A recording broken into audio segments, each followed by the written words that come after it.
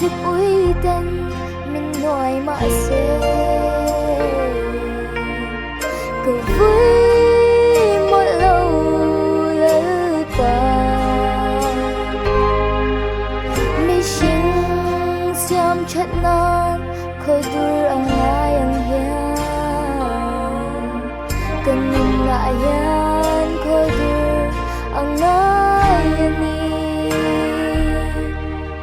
Lalpa ngày trôi mình em san ngài lâu mình ôm bụi đen chi mình cơ san ngài lâu mình khá muốn đen chi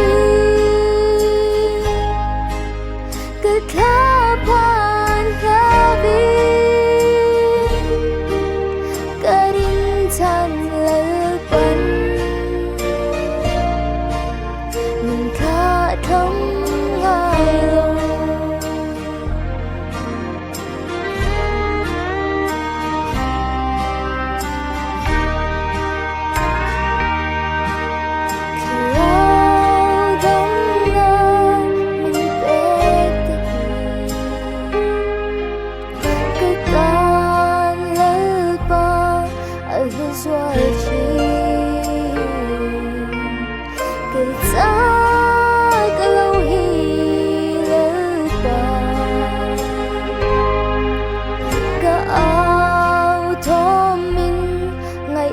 sa chân vangin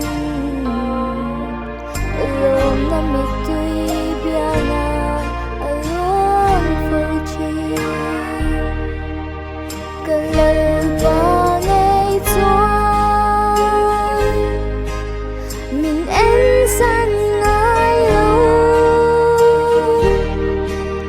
mình ôm bụi đen chi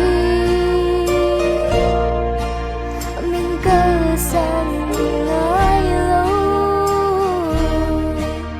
mình khá muốn đen chi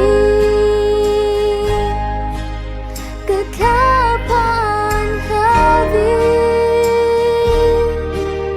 Ka Rinchhan Lalpa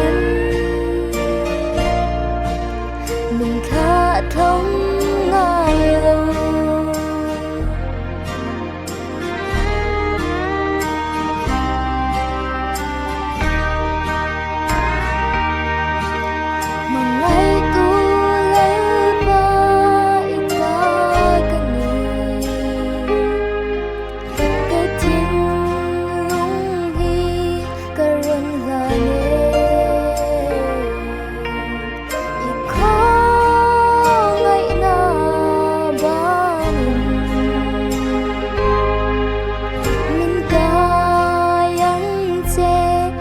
tuan